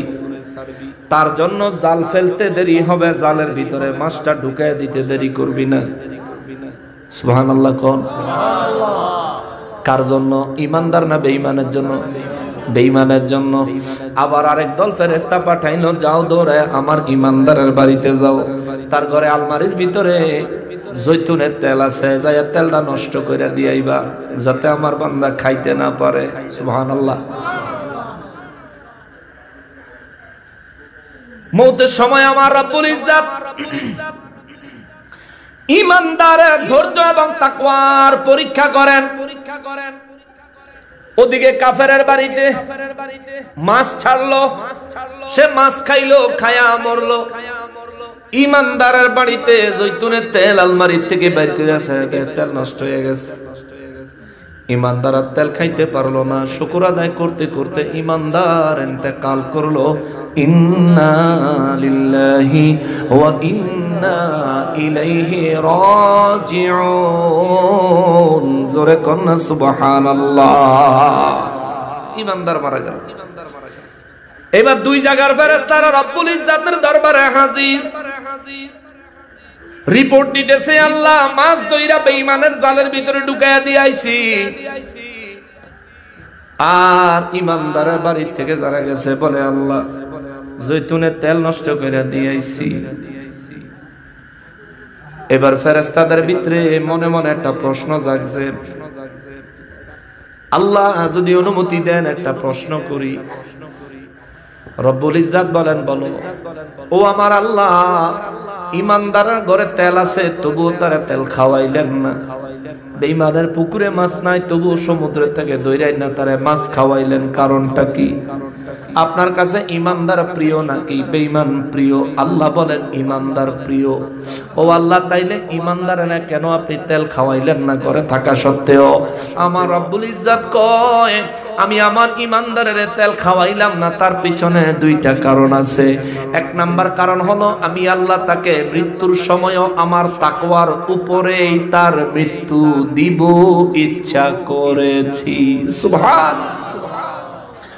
দুই নাম্বার বিষয় হলো আমার এই ইমানদার দুনিয়ার জীবনে অনিচ্ছাকৃত এমন কিছু গুনাহ করেছে যেই গুনার কথা তার স্মরণ নাই। ওই গুনাহগুলির জন্য সে আমাকে তওবা করতে পারে নাই, আমার দরবারে ক্ষমা চাইতে পারে নাই, আমি রব্বুল ইজ্জত তাকে মাফ করি নাই। কিন্তু মৃত্যুর সময় আমি তার জৈতুনের তেলটা খাওয়াইলাম না। না খাওয়ার কারণে অন্তরে যে কষ্টটা সে পাইছে, এই কষ্টটাকে আমি তার গুনাহ মাফের ওসিলা বানাইলাম। আল্লাহু আকবার। এই জন্যে সুখে থাকলেও শুকর আদায় করে তাকওয়াবান, দুঃখে থাকলেও শুকর আদায় করে তাকওয়াবান। মৌতের সময়ও রব্বুল ইজ্জত ফেরেশতা দিয়া জিজ্ঞেস করবে, মাযা আনজালা রাব্বুকুম, তোমাদের রব তোমাদের জন্য কি নাজিল করেছেন? ইমানদার মুমিন বলবে, ক্বালু খায়রা, আমার রব আমার জন্য যা নাজিল করেছেন নিঃসন্দেহে তা উত্তম, নিঃসন্দেহে তা উত্তম। বাবারে, কুমিল্লা হাসপাতালে কেউ যায় যদি অক্সিজেন গ্রহণ করে মিনিটে মিনিটে হিসাব হবে। কিন্তু জন্মের পর থেকে আল্লাহর এই অক্সিজেন গ্রহণ করতেছি, এক মুহূর্তের হিসাব হবে না। এক মুহূর্তের হিসাব আমি করি নাই, কোনো পয়সা দেওয়া লাগে নাই, ট্যাক্স দেওয়া লাগে নাই। আমার রব কত দয়াবান রে, ওই রবের অক্সিজেন গ্রহণ করে বেঁচে আছি, ওই রবের জমিনের উপরও বসত করে। কারো বাড়িতে থাকলে, একদিন থাকলে 1 মাসের ভাড়ার টাকা দেওয়া লাগে। আর আল্লাহর জমিনে বসবাস করতেছি, জীবনে কোনোদিন রব্বুল ইজ্জাত ট্যাক্স চাইলেন না, ট্যাক্স দেওয়া লাগলো না। ওই রব আমাদের জন্য কতই না খায়ার, কতই না উত্তম নাজিল করেছে। আল্লাহর এই জমিনে আল্লাহর অক্সিজেন গ্রহণ করি, আল্লাহর এই জমিনে চলাফেরা করি, ঘোরাফেরা করি, কিন্তু ওই রব্বুল ইজ্জাতের কুদরতের কদমে সেজদায় লুটাইয়া পড়ি না। ওই রব্বুল ইজ্জাতের দৈনিক 5 ওয়াক্ত নামাজে মুয়াজ্জিনকে দিয়া ওই আল্লাহ 10 বার ডাকে, হাইয়া আলাস সালাহ।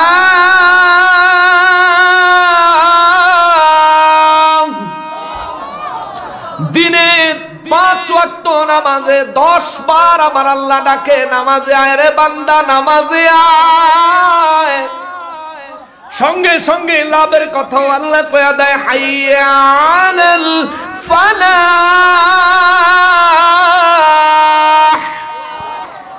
আল্লাহ সঙ্গে সঙ্গে লাভের কথা কয়া দেয়। যদি নামাজে আসো উত্তম হবে, কল্যাণ হবে। নামাজ পড়া কল্যাণকর, উত্তম উত্তম উত্তম। দিনে 5 ওয়াক্ত নামাজে 10 বার আমার আল্লাহ ডাকলেন, কিন্তু আমি আল্লাহর জমিনে চলাফেরা করি, আল্লাহর দেওয়া অক্সিজেন গ্রহণ করি। আমার এই দেহের মালিক কে? জোরে বলতে হবে কে? এই দেহের মালিক আল্লাহ। এই দেহটা যে চলে যে রুহু দিয়া, রুহের মালিক কে? রুহু আল্লাহর, দেহ আল্লাহর, অক্সিজেন আল্লাহর, হায়াত আল্লাহর, জমিন আল্লাহর। ওই আসমানে সূর্য উঠেছে, ওইটাও আমার আল্লাহর। সব কিছু আল্লাহর হওয়া সত্ত্বেও আমি মানুষ দিনে 5 ওয়াক্ত নামাজ পড়ি না, নামাজ পড়ি না, নামাজ পড়ি না। আমার রব কত দয়াবান রে, এক মুহূর্তের জন্যও আমার অক্সিজেন বন্ধ কইরা দেয় নাই, ঠিক কিনা বলে? এক মুহূর্তের জন্য আমার অক্সিজেন বন্ধ করে দেয় নাই।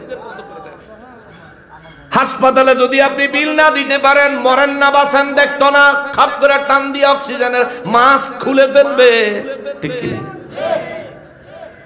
অথচ আল্লাহ অক্সিজেন দিছে, এক মুহূর্তের জন্য বন্ধ করে না।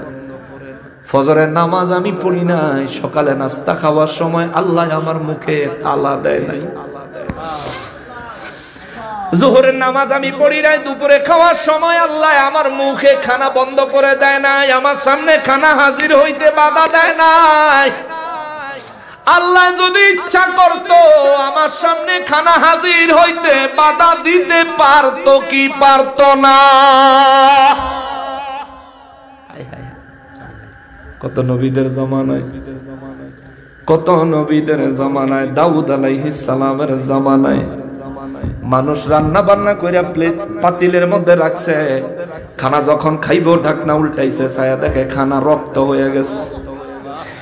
আবারও যায় মানুষ রান্না করছে, রান্না কইরা ঢাকনা উল্টাইছে, ছায়া দেখে সব খানা ব্যাং হয়ে গেছে। হায় হায়, আল্লাহর এই আযাবের বর্ণনাগুলো কুরআনুল কারীমের মধ্যে আছে। কিন্তু বাবা চিন্তা কইরা বলেন, দাউদ নবীর উম্মতেরা যেই পরিমাণে রব্বুল ইজ্জাতের উপর জুলুম করত, অন্যায় করত, বিচার করত, তাদের তুলনায় আমরা কি জুলুম কম করি?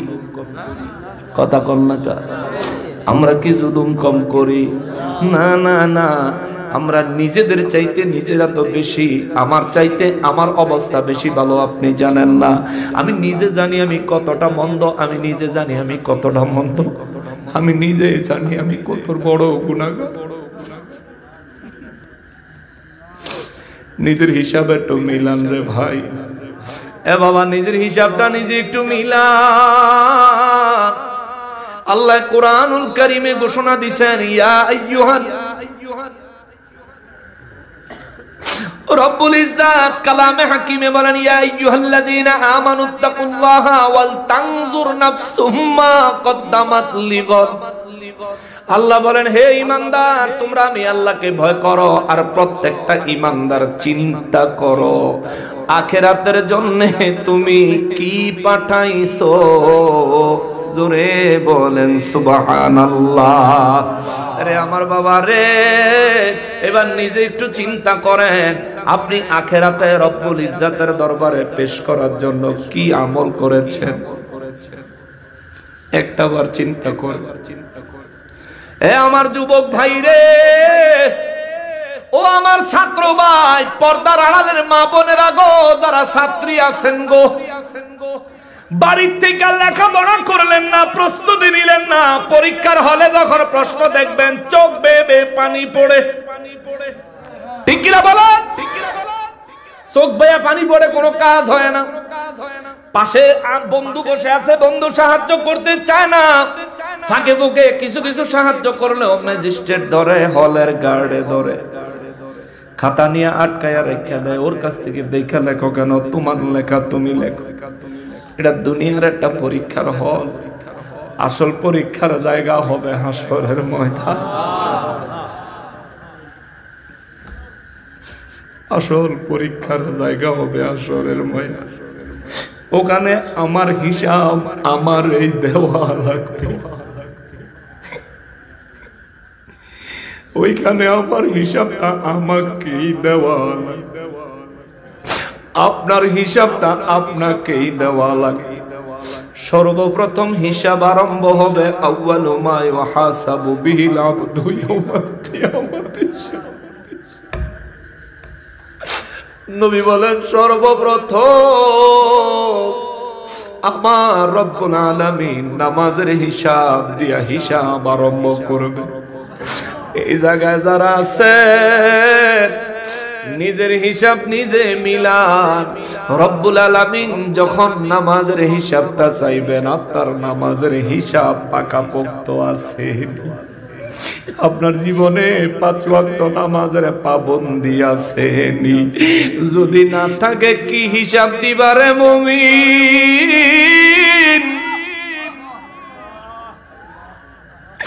কেমনে রক্ষা পাইবি রে মুমিন? কেমনে জাহান্নাম থেকে বাঁচবারে মুসলমান? রবের সামনে হিসাব দিতে না পারলে কি উপায় হবে? যদি দুনিয়ায় চিন্তা না করো, আখিরাতে যায়া চিন্তা করলে লাভ হবে না, আফসোস করলে কোনো ফায়দা হবে না রে বাবা, কোনো লাভ হবে না, কোনো ফায়দা হবে না। অতএব দুনিয়া থেকে নিজেকে তৈয়ার করে যান, দুনিয়া থেকে নিজেকে তৈয়ার করে যান। জানেন না রে ভাই, এই হায়াতের প্রতিটা মুহূর্তের কত দাম, প্রতিটা মুহূর্তের কত দাম। ও ভাই তুমি বুঝো না কেন? ও আমার মা বোনেরা গো, বুঝেন না কেন গো মা? জীবন থেকে একটা সেকেন্ড চলে গেলে এইটার ফেরত আসবে না, হায়াতের সাথে আর যোগ হবে না, বরং হায়াতে থেকে এই সময়টা বিয়োগ হয়ে যাবে, মাইনাস হয়ে যাবে। আপনার মৌতের সময় যখন আসবে রে, মাথার কাছে আজরাইল আলাইহিস সালাম যখন হাজির হয়ে যাবে, আপনি যদি বলেন পুরোটা পৃথিবী আজরাইল তোমারে দিব, তুমি আমারে শুধু 5টা মিনিট সময় দাও, দিবনি? 1 মিনিট, 1টা মিনিট দিবনি? বলে 30টা সেকেন্ড দে, 1টা সেকেন্ড দে, দিবনি? এটা জানেন নি রে বাবা? জানেন এটা? বিশ্বাস করেন, 1 সেকেন্ড সময় আপনাকে দিবে না। আজরাইলকে দেখার সাথে সাথে আপনার জিন্দেগির খেল শেষ। আজরাইলকে দেখার সাথে সাথে জিন্দেগির খেলা শেষ, খেল তামাম। আজরাইল আলাইহিস সালামকে দেখার সঙ্গে সঙ্গে তখন যদি চিন্তা করেন, আজরাইল রে আমারে 3টা দিন সময় দে, আমি 3 দিন শুধু রোজা রাখবো, নামাজ পড়বো, আল্লাহর ইবাদত করবো, খাবো না, ঘুমাবো না, খাবো না। আজরাইল কইব, 1 মুহূর্ত সময় দেওয়ার অধিকার আমার নাই, তোমার সময় শেষ হয়ে গেছে, শেষ হয়ে গেছে, শেষ হয়ে গেছে। চলো পরপারে, জীবন যদি গুনাহে অতিবাহিত করেন তাইলে ফেরেশতারা ডাক দিব জাহান্নামের দিকে চলো, উদখুলু আবওয়াবা জাহান্নাম। আওয়াজ করে বলেন আল্লাহু আকবার। এই সূরা নাহলের 30 নম্বর আয়াতের আগে 29 নম্বর আয়াতে কারিমার মধ্যে আমার রব্বুল ইজ্জত বলেন বেঈমানদের রূহগুলোকে বলা হবে জাহান্নামের দরজার দিকে দাখিল হও, জাহান্নামের দরজার দিকে প্রবেশ করো।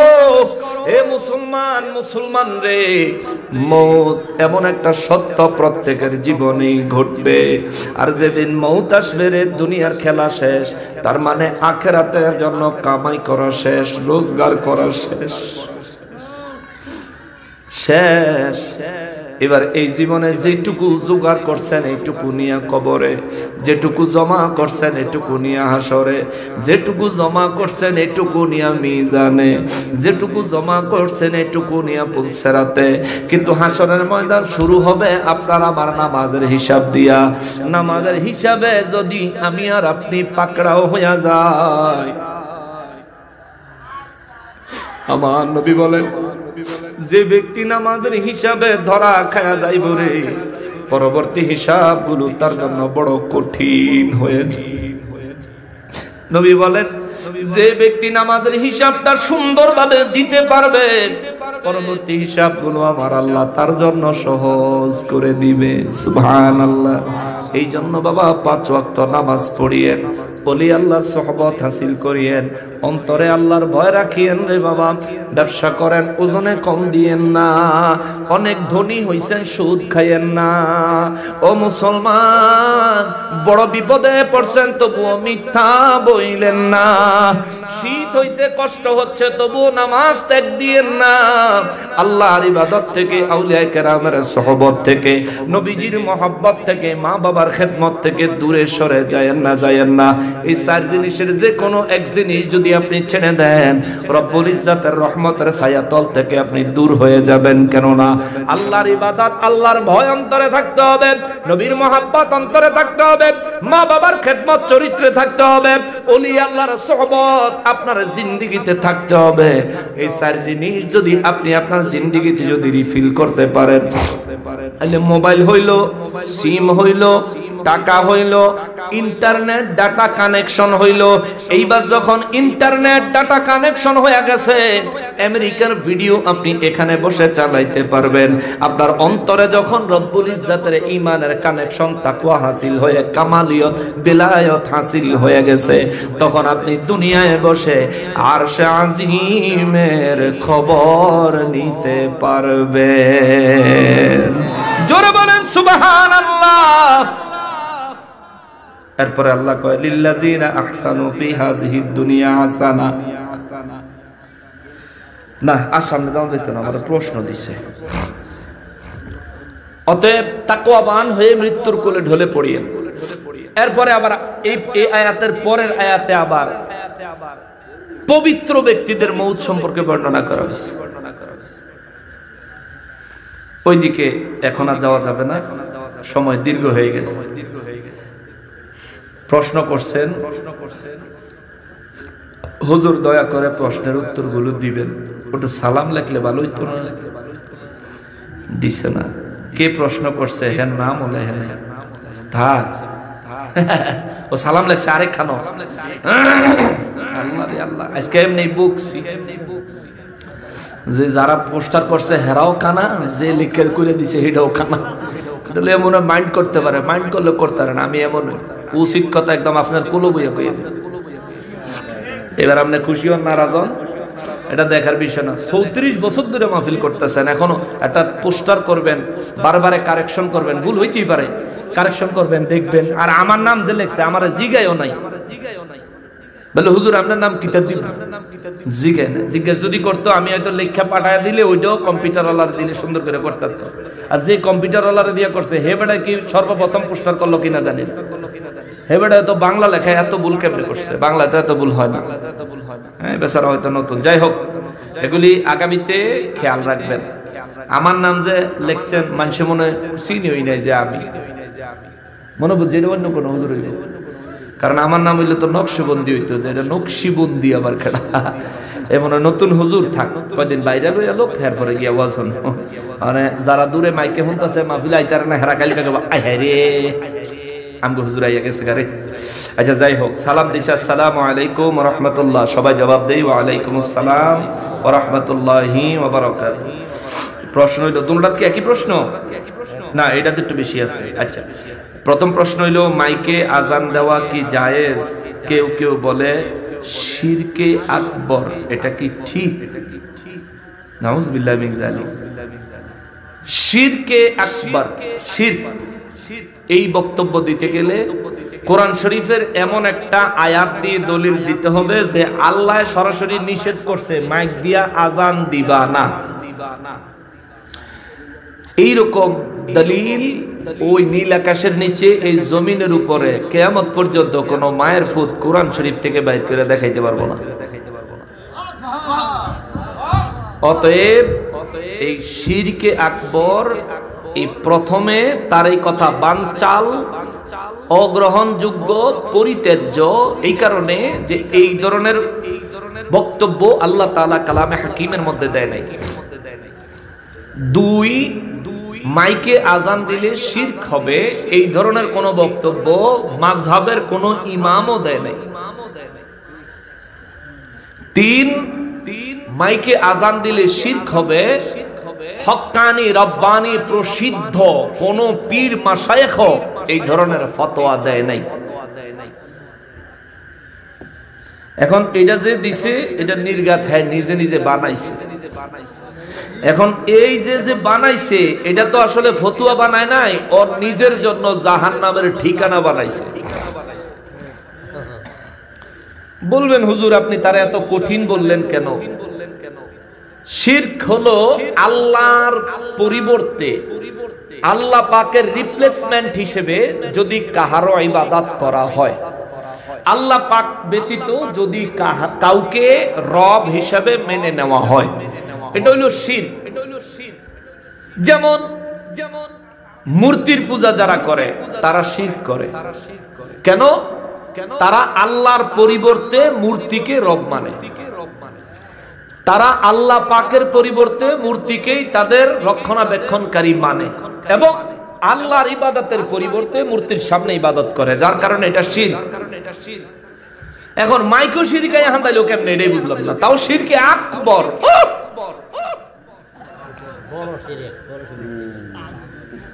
শিরকে আকবর, হ্যাঁ তারা এক লাইন আরবি ইবারত লেখা দিলে পড়তে পারতো না 24 বছরে। হ্যাঁ তো শিরকে আকবরের ফতোয়া দেয়। শোনেন, আমরা মাইককে রব মনে করি? কথা কয় না। মাইককে আমাদের সৃষ্টিকর্তা মনে করি? মাইক কি আমাদের রিজিক দাতা মনে করি? মাইকটা কি মনে করি আমরা? এটা একটা যন্ত্র, তাই না? এটা একটা যন্ত্র, এর নিজস্ব নাই, এটা আমরা তৈরি করছি। আচ্ছা, এখন মাইকের ব্যবহার কবে থেকে আরম্ভ হলো? ইসলামী শরীয়তের বিধান হচ্ছে আজান কোন উঁচু জায়গা থেকে দিবে। কেন? উদ্দেশ্য হলো যদি উঁচু জায়গা থেকে আজান দেয় অনেক দূরে আজানের শব্দটা ছড়িয়ে পড়বে, ঠিক কিনা বলেন? আপনি এই জায়গার দাঁড়ায় আজান দিলে যা শব্দ হইব, মসজিদের মিনারে দাঁড়ায় আজান দিলে শব্দটা তার চাইতে কি কম হইব না বেশি হইব? আজানের উদ্দেশ্য কি? দাওয়াত দেওয়া। আজানের উদ্দেশ্য হলো দাওয়াত দেওয়া, নামাজের জন্য মানুষকে ডাকা, আহ্বান করা। বুঝলেন একটু বাবা? হযরতে বেলাল রাদিয়াল্লাহু তাআলা আনহুর শানে একটা গজল আছে, ওরে উঠো বিল্লাল মিনারাতে সময় বয়ে যায়,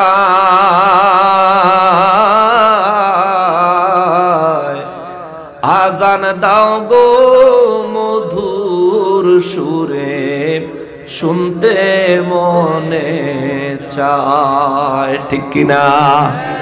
বেলাল রাদিয়াল্লাহু তাআলা আনহুর শানে একটা গজল আছে, এটা মুরব্বিরা জানে, এখনকার আধুনিক পোলাপাইনা জানে, ওরা জানে ডিজে। মসজিদের উপরে যেমন মক্কা মুআজ্জামা বিজয়ের পরে নবীজি বললেন, বেলাল আযান দাও। সুবহানাল্লাহ।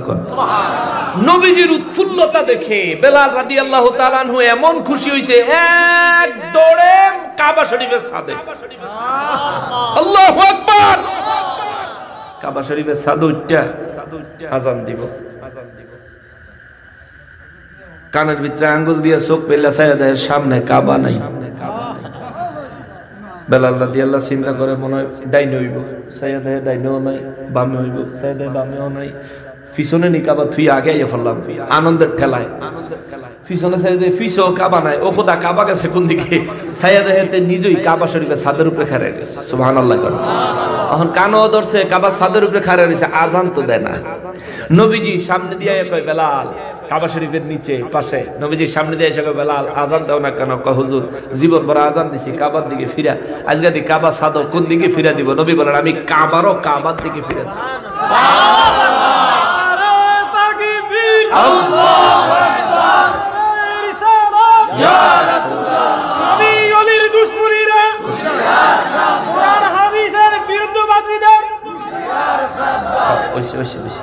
স্লোগান দিয়ে সময় নষ্ট করে না। বেলাল রাদিয়াল্লাহু তাআলা আনহুকে নবীজি বললেন, আজকে এতদিন কাবার দিকে ফিরে আজান দিছে, আজকে কাবারও কাবার দিকে ঘুরে আজান দাও।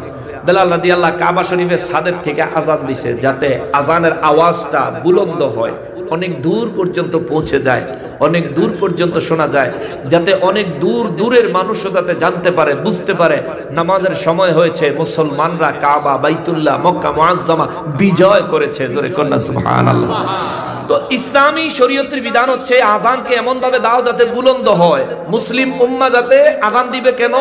আজান শুনে মানুষ যাতে বুঝতে পারে নামাজের সময় হয়েছে। এই দাওয়াত, এই আহ্বান যাতে তার কানে পৌঁছায়। তো মিনারাতে আজান দিলে, মিনারাত থেকে আজান দিলে আওয়াজ বুলন্দ হয়। এখন মাইকের প্রচলন কেন আসলো? চিন্তা করছে, মানুষ মিনারাত না উড়াইয়া মাইক যদি মিনারাত উড়াই দেয়, মানুষ নিচে থাকলেও আজান দিলে, ওই মিনারার উপরে দাঁড়াইয়া আজান দিলে যা কাজ হয়, এই মেশিনটা, এই মাইকটা, এই টেকনোলজিটা ব্যবহার করলে মানুষের আওয়াজের চাইতে অনেক বেশি আওয়াজ হয়, অনেক বেশি মুসলমানের কাছে আজান নামাজের দাওয়াত পৌঁছে, অনেক বেশি মুসলমান, অনেকে ঘুমে থাকলে ঘুমও ভাঙে, অনেক উপকার হয়। ঠিক কিনা বলেন? এই জন্য মাইক ব্যবহার চালু করছে। এখন যারা মাইক ব্যবহারকে শিরকে আকবর বক্তব্য দিচ্ছেন, আপনি কোরআন শরীফ থেকে দলিলে কিতঈ প্রমাণ দিবেন, নয়তোবা খালেস ভাবে তওবা করবেন, নইলে আপনাকে আমরা মুসলমান মনে করি। সোজা হিসাব। কারণ আপনার বক্তব্য মোতাবেক মসজিদে যারা মাইক দিয়ে আজান দিল আর এই আজান হইনা যারা বিরোধিতা করলো না, আপনার বক্তব্য হইলো হেরা শিরকে আকবর করে, মানে আমরা সব মুশরিক। এটা হলো আপনার বক্তব্য। তাইলে ইসলামী শরীয়তের ফয়সালা অনুযায়ী নবীজি তিরমিজি শরীফের হাদিস শরীফে বলেন, কেউ যদি কাউকে কাফের ফতোয়া দেয়, মুশরিক ফতোয়া দেয়, ওই ফতোয়া যদি তার উপর সঠিকভাবে এই না আসে, তাহলে যে ফতোয়া দিল সে নিজেই ওই ফতোয়ার হকদার হয়ে যাব। আপনারে মুশরিক কইছো, এবার কোরআন সুন্নাহ দিয়া দলিল দিয়া প্রমাণ করতে না পারলে এবং সেই প্রমাণ গ্রহণযোগ্য হইতেইব। তুমি নিজের মন মতন একটা কইলা, মানি না, মাযহাবের ইমামদের মত লাগবে, মুফতিয়ানে কেরামের মত লাগবে, মুফাসসিরিন মুহাদ্দিসিনে কেরামের মত লাগবে, কোন কোন ইমাম, কোন কোন মাশায়েখ এই পক্ষে মত দিবেন, এই সমস্ত হাওলা তুলে ধরবা। এই ফতোয়া বাস্তবায়ন হয়েছে, বিশ্বের জমহুর উলামায়ে কেরাম মেনে নিয়েছে, এই রকম দলিল প্রমাণ সামনে নিয়ে আসবা। এরপরে কোরআন সুন্নাহ দিয়ে আমরাও যাচাই করব, এরপরে তোমার লগে কথা হইব। যতদিন প্রমাণ করতে না পারবা, ততদিন পর্যন্ত এই ধরনের ফাউল কথা আর বলবা না। কথা বলেন ঠিক কিনা? মাইক দিয়া আজান দিলে তোমার শিরক হইব। তো তুমি যেন মাইক দিয়ে ফতোয়া দিছো, এটা কি হইছে? তো ফতোয়াটা কি দিয়ে দিছে? তো তখন কি হইছে? না ঠিক আছে, কোন দরকার আছে? তো খালি মাইকে আজান দিলে শিরক হয়ে যাব। ব্যাক কলের দলে কয় কিরি? মাইকে আজান দিলে যেই কারণে শিরক হইব তোমার বক্তব্য, তাইলে তো মসজিদের ভিতরে টাইলস লাগাইলে সেই কারণে শিরক হইব, মসজিদে এসি লাগাইলে, ফ্রিজ, মসজিদের মধ্যে বিদ্যুৎ লাগাইলে সেই কারণে শিরক হইব, মসজিদ পাকা করলে বেয়াক্কল কোনানের। মক্কা মুআজ্জামা মদিনা মুনাওয়ারায় 50 লাখ মানুষ একসাথে নামাজ পড়ার ব্যবস্থা করছেন, আর সেখানে যদি মাইকের ব্যবস্থা না থাকে, সেখানে যদি মাইকের ব্যবস্থা না থাকে, এই 50 লাখ মানুষ এক ইমামের ইক্তেদা কেমনে করব? বেয়াক্কল কোনানের। নবীজি নিজেও তো নামাজের ভিতরে তৎকালীন যুগে যদি মাইক থাকতো, আমি মনে করি আমার নবী অবশ্যই মাইক ব্যবহার করতেন, এটা আমি ঈমান রাখি, মনে করি। কেন? যেহেতু নবীজি নামাজে তাকবীরের, ইমামের তাকবীরের আওয়াজকে বুলন্দ করার জন্য, পিছনের মুসল্লিরা তাকবীরের আওয়াজ শোনার জন্য নবীজি মুকাব্বির নিযুক্ত করছেন। ঠিক না বাবা? যদি এমনটা না হইতো তাহলে তো নামাজের ভিতরে নবীজি অনেক জোরে জোরে তাকবীর দিতেন এবং উম্মতকে শিখিয়ে যাইতেন, মুকাব্বির লাগতো না, আওয়াজ জোরে লাগতো না। অথবা নবীজি এমনও করতে পারতেন যে আমি যদ্দুর আওয়াজে কই এর দূর আওয়াজের ভিতরে হুন্না নামাজ পড়ানো লাগবো, এর দূর আওয়াজের ভিতরে হুন্না যদি নামাজ পড়তে না পারো তাহলে তোমরা বুঝোগা। আমার নবীজি কি এমন কথা বলছেন? না। এমন কাজ করছেন? না। আমার নবী করছেন কি? নিজে যতটুকু আওয়াজে তাকবীর দেওয়া দরকার দিয়েছেন, আবার আওয়াজকে বুলন্দ করার জন্য মুকাব্বির নিযুক্ত করেছেন। ইসলামে মুকাব্বির নিযুক্ত করার বিধান চালু করেছেন। সুতরাং নামাজে, আজানে, একামতে মাইক ব্যবহার করা শিরিক নয়, বরঞ্চ নামাজে, আজানে, একামতে আল্লাহর দ্বীন প্রতিষ্ঠার জন্য মুসল্লিয়ানে কেরাম নির্দ্বিধায়, নিরবিচ্ছিন্ন, ডিস্টার্বনেস ছাড়া, একেবারে ডিস্টার্বনেস ছাড়া মুসল্লিরা যাতে শান্তভাবে, শান্তশিষ্টভাবে নামাজ আদায় করতে পারে, এই নিয়তে কেউ যদি মাইক ব্যবহার করে, শিরিক তো নাই, এটা মুস্তাহাব, মুস্তাহসানের সওয়াব হবে। জোরে কন্যা সুবহানাল্লাহ। ব্যাক করলে কইছে কি? এটা যে কইছে সে মারাত্মক ভাবে কুফরির মধ্যে নিমজ্জিত আছে। আল্লাহ তাকে হেদায়েত নসিব করুক। জোরে কোন আমিন। আরেকটা দিছে, মসজিদে ফ্যান দেওয়া জায়েজ কিনা ব্যাখ্যা করবেন। ওমা মসজিদে যদি ফ্যান দেওয়া জায়েজ না হয় তাহলে বাইত ফ্যান লাগানো আর আগে জায়েজ না, তাই না? মসজিদে ফ্যান লাগায় কেন? গরমের কারণে মানুষের শরীরে কষ্ট যাতে না আসে। কেননা গরমের কারণে শরীরে যখন কষ্ট আসবে, নারায়ে তাকবীর, নারায়ে রিসালাত, নারায়ে রিসালাত, পীর সাহেব কেবলার আগমন, পীর সাহেব কেবলার আগমন। চান্দিনাবাসীর পক্ষ থেকে, লাল গোলাপ শুভেচ্ছা, হারংবাসীর পক্ষ থেকে লাল গোলাপ শুভেচ্ছা।